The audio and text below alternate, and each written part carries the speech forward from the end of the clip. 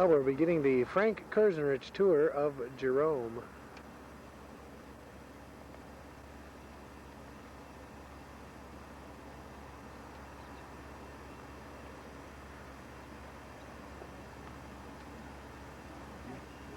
There it is, back there in the hills. We'll be heading up there shortly. Okay, go ahead. Okay, now you're looking over towards Sedona, where all that beautiful blue and red rock are. And as you go to your left, you just see more of that rock. And then you get up and you see the San Francisco peaks in the background there. We'll get a better view of them later from Jerome. I've got a nice zoom on them right now. Oh, they're beautiful. That's in Flagstaff. Yeah, just above Flagstaff there. It's in the background. Then as you come down, you'll spot the cement plant. And I worked there for about 3 months in late 1950 to early 51. The cement plant or the smelter? I'm sorry, the smelter. You can see the black slag. That black slag behind it is what I was telling you about. They're going to take that out of there starting in about 3 or 4 months. And they're going to take, using current methods, they're going to take the rest of the copper out and the gold. And then they're going to use that in golf courses as the sand traps. Oh, that'll be good. Yeah. You zoom over here to the right and you can see the town of Clarkdale. I don't know if you can see the elementary school down here. Right over here by the elementary school to the right, you can see a dried up grass field. That's where I played my last football game, high school football game in 1949. We beat Clarkdale 34-0. What position were you? I was a left guard on offense and a middle guard on defense. What was your number? Number was 70. In those days, you played both ways. If you go over just a little to the left, you'll see a cluster of houses right beyond the school. Margaret lived there just before we were married, and she sold that house. And if you come over further to the left over here, you'll see the Yavapai Apache tribe. That's where they live. And they're going to build, I think it's right down here or maybe over to the right here, they're going to build about 400 homes. They just got the okay from the town of Clarkdale. If you go over here further, you'll see the cement plant. And that's where Margaret worked before she retired. And Margaret was the secretary to, well, she was the top secretary there. She was secretary to the general, vice president and general manager. That's Phoenix Cement? Phoenix Cement, uh-huh. Okay. It's owned by the Salt River Pima Indians out of Phoenix. Up here now you see Mingus Mountain. I don't know how high that is. I'd say it's about 7,800 feet high. Because when you go over the crest going down to Prescott, it's 7,200. Then you have to climb about another 400 or 500 feet. Up at the top, there's a real nice picnic grounds with a panoramic view of the valley. And then what you can do now is just go to the right there. And you're seeing the mountains where I used to run around with some of my friends when we were kids. We used to climb all over those mountains. You can see the mountain to the bottom, to the left. The one with the snow on it right above Jerome, there's a J up there normally, but you can't see it because of the snow. To the right of it, you can see the different layers of the pit. And that was the open pit mine in Jerome. And we'll see it closer when we get up there. And then right to the right of it, in front of the snow-covered mountain, is Sunshine Hill. And again, we'll see it from Jerome, but it's where a lot of our friends used to live, Margaret's and my friends. Right below it, you'll see a couple of houses. And that's right by the state park.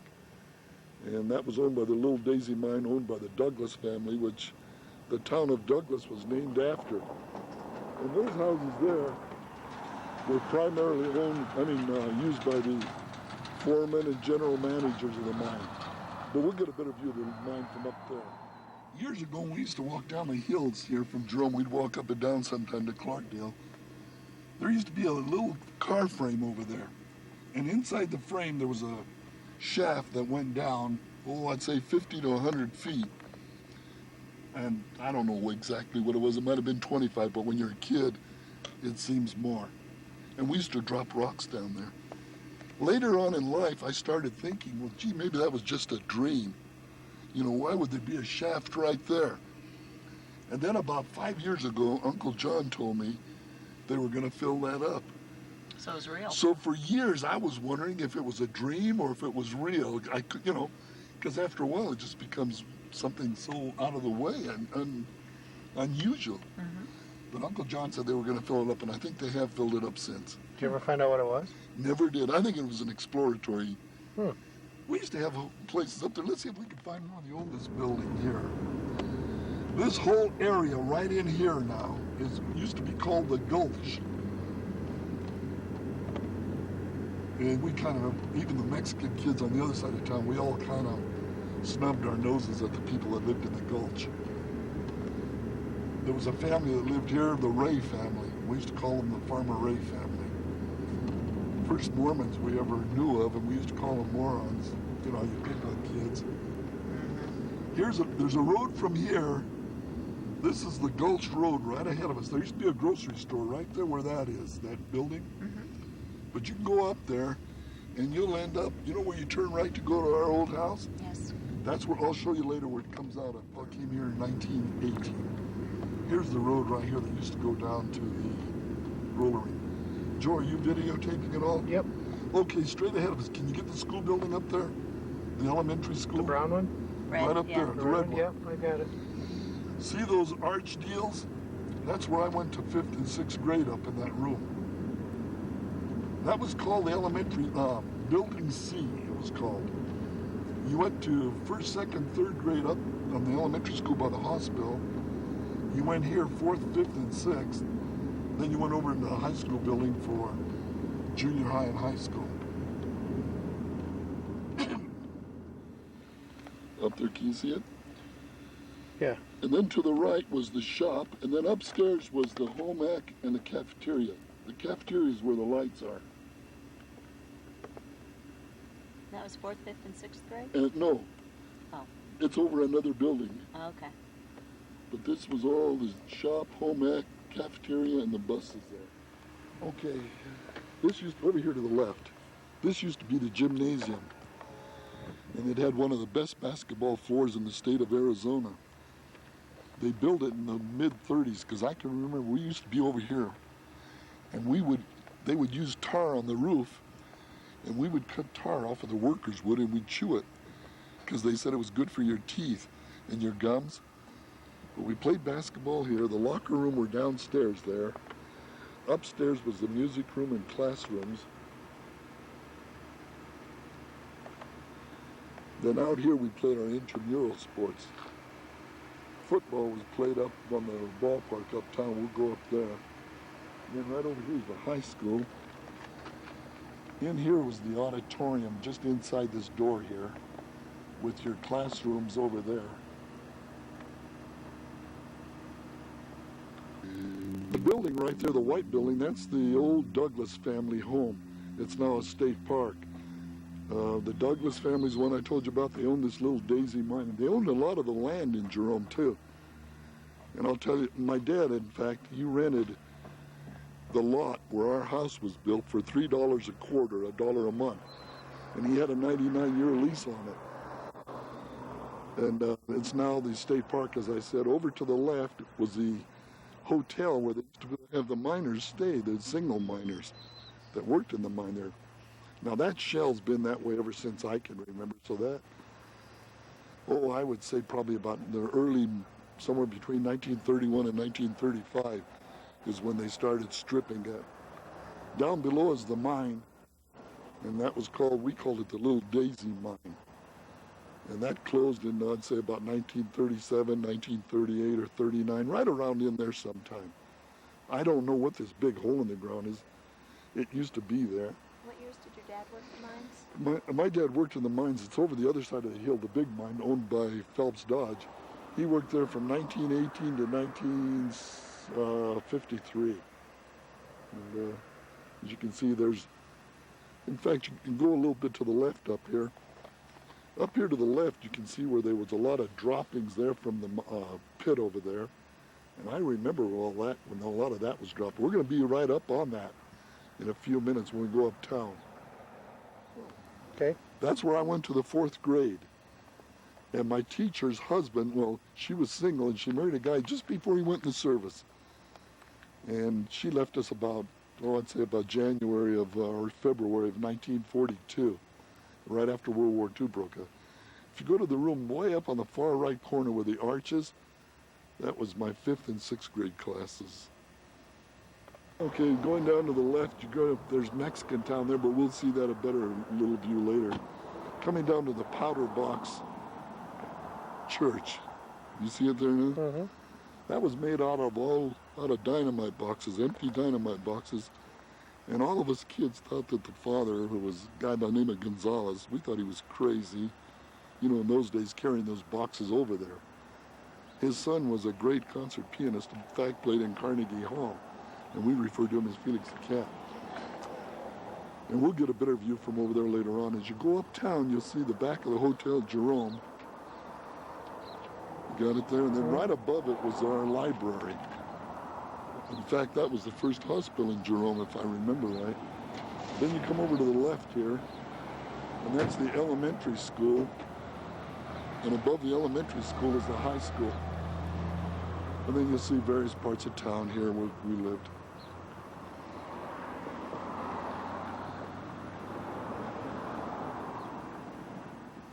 You can see the Catholic Church there, and this up to the right, it's located on what we call Company Hill. The big building up there is, all these houses were owned by Phelps Dodge Corporation. And that big building there was where they housed the carpenters, the electricians, and the plumbers to maintain those houses. Uncle John worked there one summer, I think between his junior and senior year in the plumbing area, and then he made sure that Uncle Nick Laddich got the job. But there were all houses up in there. There's the water tanks way up there. Then as you come around, you're looking into the pit. And here's some of their buildings here, their maintenance yards. And you can see the pit right here in the background. And these are all buildings. These are the garages where they had the vehicles. They used to store vehicles there because some people lived in here. As you go over to the right here, you'll see our ball field. It's snow covered right now. We used to play football and basketball here. Football and baseball. They used to have a high fence there so the ball wouldn't go down over the road. In football, if you were a boy and you had either shop, physical education, or study hall, they brought you up here. You up here for an hour during that class, and what you did is you lined the field and threw the rocks off. On game days? Yes. Now, if you could hit right over in this area here, Joe, right in front of that big building, they used to have a building there, and it was made out of railroad ties, and it had 3 sides to it. 4. The 2 sides, the back, and the roof. And a horn would blast over in that big building around 4 o'clock in the afternoon, and everybody would run under there. Well, about 5 o'clock, I guess it'd have to be. We'd run under there, and they would blast from the pit, and rocks would fall over here. And as soon as they were done,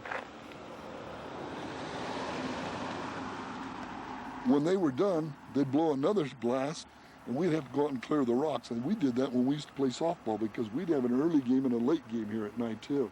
These buildings up here were the administration buildings for the Phelps Dodge. And I haven't told you this, Kathy, but Uncle John went up there, a couple months ago. And there's a young kid that's a friend of the family's. He takes care of it now. And they have all the records of everybody that worked there. And Uncle John found Grandpa's records, and he took them out, and the young man said, "You can't take those." And John said, "Who's going to stop me?" He said, "That's my dad's record from 1918 to 1953. Wow. And he has them. No, he gave them to Paul Jr. to make copies of. That used to be a cleaner's. And the cleaning place was in town, but they wouldn't let him handle the fluids and stuff that were needed, so he used to come down here and do the cleaning of clothes. Here's where all the rock was that was dumped from the pit. And there was a man killed here one time because one of the big trucks with those big wheels was backing up, and he got in the way. Up on the hill there is what we call Sunshine Hill, and that's where a lot of the families lived up there too. Where are all the houses now? They're just gone? What they did on a lot of the houses is they cut them in half and moved them to Prescott or Flagstaff. Oh, down here's Mexican Town. You can see Mexican Town. You can see the roads down here. There's one down below. There's several roads down there, and we call this Mexican Town. And there were several more roads that you can't see. But that was just filled with houses down in there. You didn't see that many trees there when we were growing up. The one thing you have to remember about Jerome, you had very little greenery up here. The smoke came right up the hill from the smelter, and it killed any vegetation, any greenery you couldn't grow. You couldn't grow grass. I mean, I know you'll laugh because there's not that much level ground, but you couldn't grow trees hardly because all that smelter smoke would kill it. Then you were talking about the train tracks here earlier. Yeah, okay. Later, when they were through filling this here as much as they wanted to dump down there, the train tracks, as you can see, lead across the mountain there. And that led down to the mine. And when we get over the other side of the hill, I'll show you where it came down and how they took it down to the smelter in Clarkdale, which is 5 miles away, but back there probably only be 4 miles from there. It used to be the swimming pool. And your Uncle John was a lifeguard there one year. And then over to the right, they used to have houses. This fence wasn't here, of course. And they had 2 rows of houses. I'd say there were maybe 6 or 8 houses over on that side. On this side, you had 2 rows of 3 houses each. There used to be a tennis court. And Pete Siekovich's wife, Betty, lived in the first house. It used to be about right where these trees are. There to where the gate is, that was a road down to the 500-foot level where the mine is. And we'll see it from up ahead, a little better view of it where it went. You see the main mine. This is Phelps Dodge. This is where most of the copper around Jerome was extracted from here. This is called the 500-foot level. Back where you were looking at the pit, you saw that big hill there. That was... There's the road. Oh. Yeah, there's a road that leads to there if you want to see it. You know, the gate was over here, and then you just went down there and made a U-turn. Over in that area, before we get into the mine, there used to be a bunch of houses. We call that 500 homes. And those homes were all moved, I think, to Flagstaff. It's a long way to walk your girlfriend home and then walk back up. But as you enter the mine here, this is the 500-foot level. And it's measured from the top of the mountain. It seems strange you'd call this, you know, where you enter 500 foot, but it's measured from the top of the mountain back there where we saw the pit. You go in about a quarter of a mile and you drop down 1,800 feet to the 2,400 foot level. Grandpa Krznarich was the only man that started pouring concrete around the elevator shaft from the 2,400 foot level that finished up at the 500 foot level. He was known as one of the better concrete men in the Jerome area. He worked underground, he worked in these areas. You had different kinds of shop here. You had the boilermaker shop, you had the carpentry shop, you had the electrical shop, anything that was needed to work underground. When you got down to the 2,400 foot level underground, you went about another, I'd say an eighth to a quarter of a mile, and then you dropped down to the 3,300 foot level. You went a little further, and I don't know how far it is now, I wouldn't even venture a guess, but you dropped down to the 4,500, 5,000 foot level. Now when I say you drop down, there isn't a complete drop, because every 50 to 100 feet, there's a drift going off. And this is just drifts all over like a spider web. Like you'd have one at the 1,200 foot level, you could stop the cage there and let people off. Might be the 1,250, the 1,300 foot level, the 14, like, etc. If you look just beyond the support area, you'll see a track area going down there. I can't remember whether it was 1,000 or 1,100 or 1,200 foot level is where they would bring the copper to, dump it into the big train that would go those tracks and go down to Clarkdale and dump it into the smelter where they did the smelting of the ore. Okay, this is the elementary school where you went to kindergarten through 3rd grade. The top floor on the right side there is where I went to 3rd grade. Then you can get a panoramic view of the whole Verde Valley here. It's just a beautiful view. We're up by the old hospital, right? It's called the Jerome Grand Hotel now, but it was the hospital. We're going to look at it from another angle pretty soon. And you're looking at a lot of the things we discussed before. You've seen the high school, you've seen the state park, you've seen the Hotel Jerome. And there's the church. Get a good picture of the church from here. Oh, that's a better one, really, because you don't have the trees blocking it. Yeah. That road right to your right down there, going over the hill. This one right here, Joe. Okay. Goes up, we call that the hogback. Over here on the right, on the left, I mean, excuse me, right straight ahead of us. Oh, okay. And the first, second, third, the fourth house over, there's a brown one, then a white one with green trim. That's where the Ladiches lived. They've lived there since the 1920s.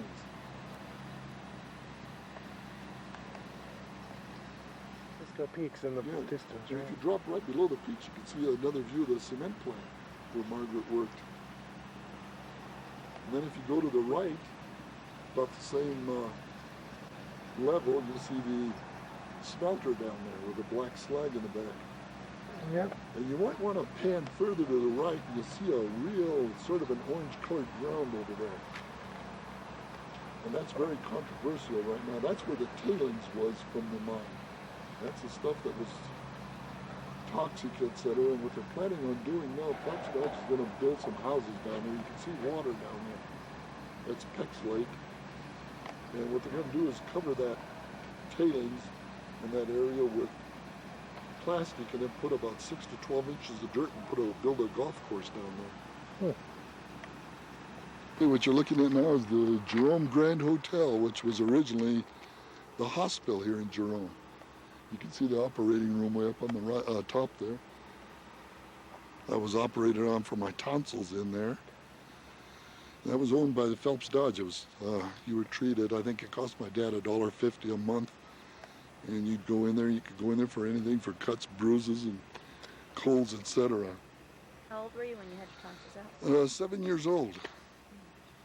You weren't born in that hospital? No, I was born at home, and then I was brought up to the hospital.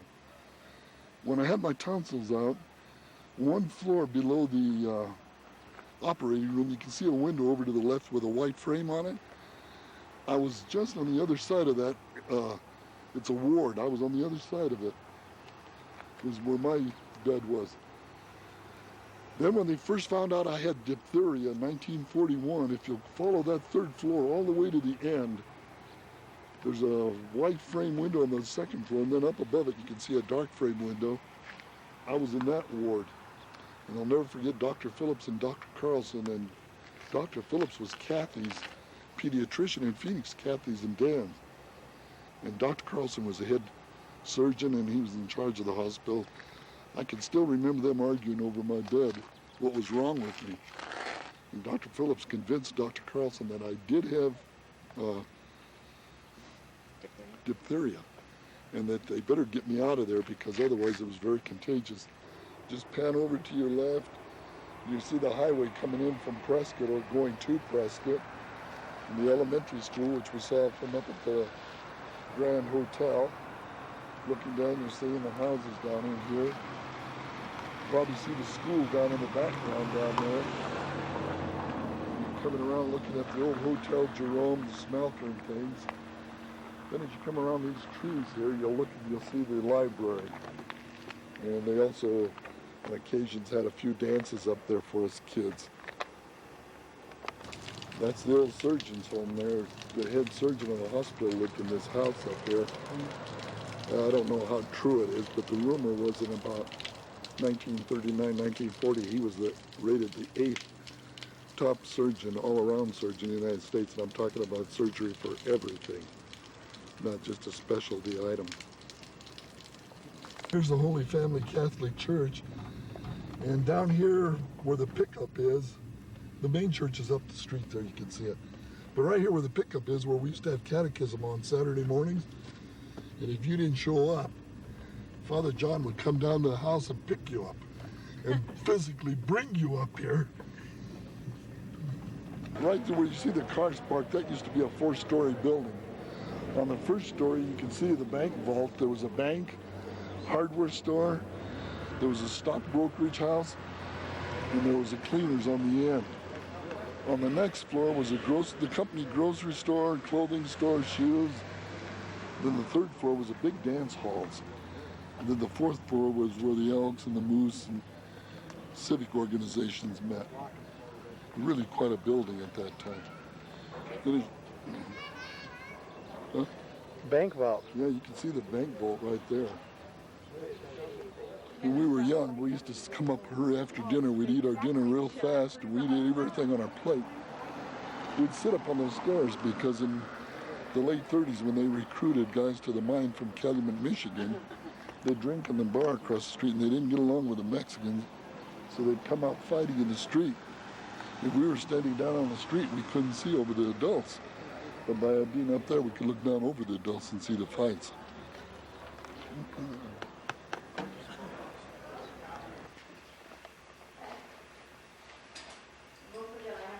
There's your old box. That's it right there, the old box. I used to work in here. Did you really?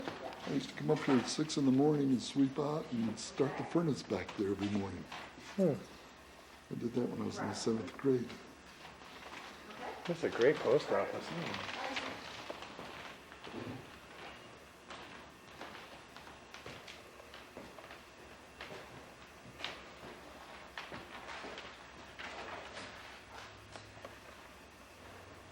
Let's start again. Yeah, you had a wooden ramp that went from right in here down to that open door. And that's what they did auto repair down in there. You can see up there where it says New State Motors.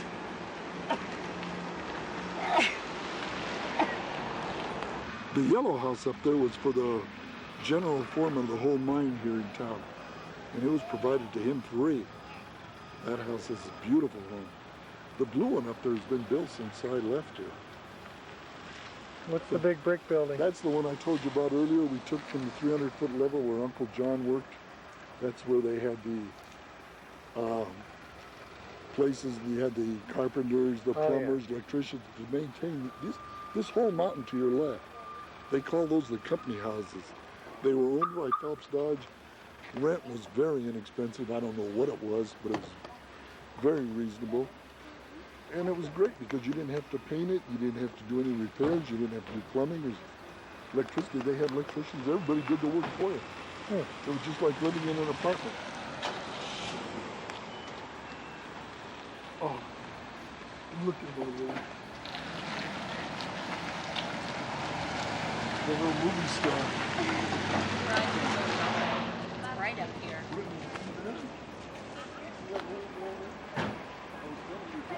There used to be a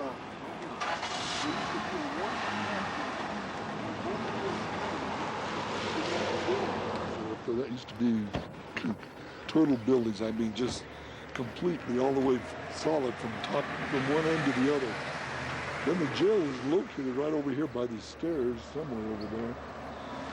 And if you look now, it's come all the way, it's slid all the way over where it's located. You're gonna have to bend down here. That's the old jail. And what caused that was the underground digging and blasting and everything, and the mines collapsing, the shafts, the drifts collapsing.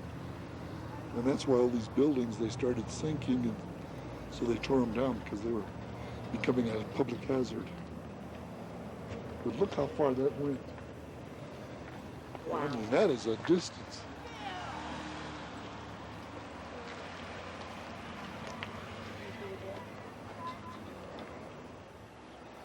Talk about the hospital again. What were you saying?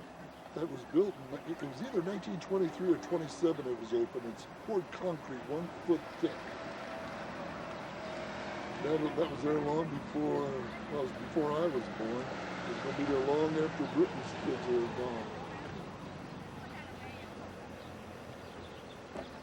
gone. Brings back a lot of memories. Oh, geez, you think of all the This is your life. Oh, no. The house right here on the left is where the Cambrusis lived, and Mrs. Cambrusi just sold that house about 3-4 months ago. She moved to Clarkdale. The house on the right here, that's the Krznarich house, the green one. That's where you were born. I was born in that, right there where that second group of windows were.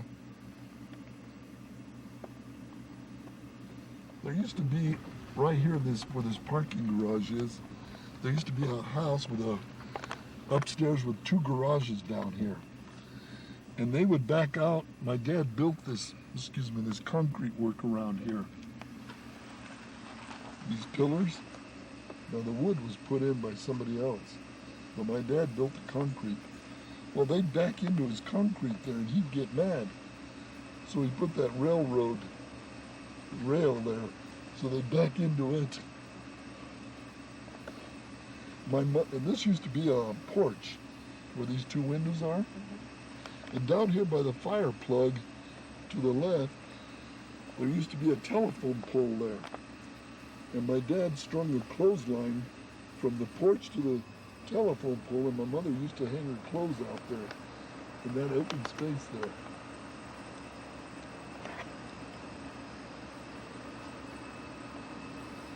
Right where that pickup is parked, we used to have a little coal bin that my dad built. And the guy would come by and drop the coal into the bin. Down the bottom there was a chute, little chute down there. We'd open up and bring the coal up to the house. Downstairs we had the wood that we used to chop to put in the stove for heating and cooking. This was where a good friend of mine, Pete Barrich, lived in this house right here. Kathy, do you remember me telling you years ago about my dad only spanking me 3 times, and one of them when I was hanging around a rock wall? Yes. When we come back, we'll video it. I'll show it to you. Okay. I thought my dad was the most unfair man there was. But when I show you the rock wall, you'll understand why a little boy of 6 or 7 should not be hanging around there. The Powder Box Church is one we've seen from various places. Told you Mr. Gonzalez built that church.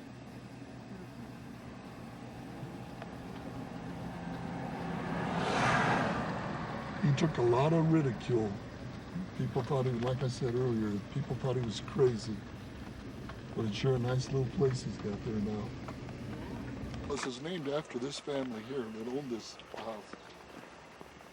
I was sent up here in, I'd say in the winter of '51, I was sent to clean it out so they could have a dance and a party there. I had to clean this area here.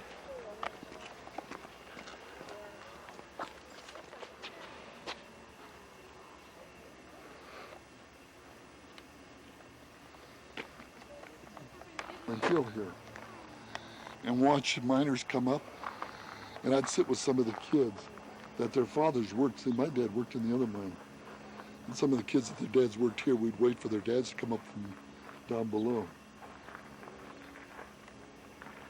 But this was really the smaller of the 2 mines. And as you can see over here, you can see all the roads crisscrossing. We call that Mexican town. And of course, they didn't have all those trees in those days because, like I said earlier, the smelter smoke, that was full of houses in there. And there's these houses over here on the right was where the managers and foremen and people lived that worked for the Douglas family in this little, we called it the Little Daisy Mine. Now, when I worked for Newmont Exploration, you gotta come over here. I worked in that building right there. I worked in that building there. There's the Latich house, the white one up there with the green trim. You'll notice down below it to the left, there's a little shack, and that's where they used to keep chickens. They raised chickens. To the right, you could hang meat and go over there and light fires, and then you'd cause it to smoke so you could smoke your meat. And that's where they did it. You notice there's an upstairs, a downstairs, and then you can barely see there's a floor underneath. And I'll tell you, somewhere in that house is one hell of a lot of money. Cash. Do you know anybody else on those streets? Well, the one next to him was owned by the Petrich family. Remember the guy? To the right? To the right. Remember the guy I honked a horn at down in Clarkdale when we came from the post office? Yes. His dad and mother owned that house. And like I said, there were 5 boys. There's Charlie. There were 5 boys in that family. The dad owned a bar up there, and the uncle owned the movie theater. Over here where this new house is, there used to be an old house there. You've heard me talk about Rico? That was where my best friend lived, in that house. And in between that house there's another one. You can see some trees and a green tree there. That's a new house. But before that was an old house owned by an old widow. Her name was Mrs. Metzger. And that's where I saw my first kerosene lamp. She had no electricity. And I thought that was the most amazing thing. I loved it.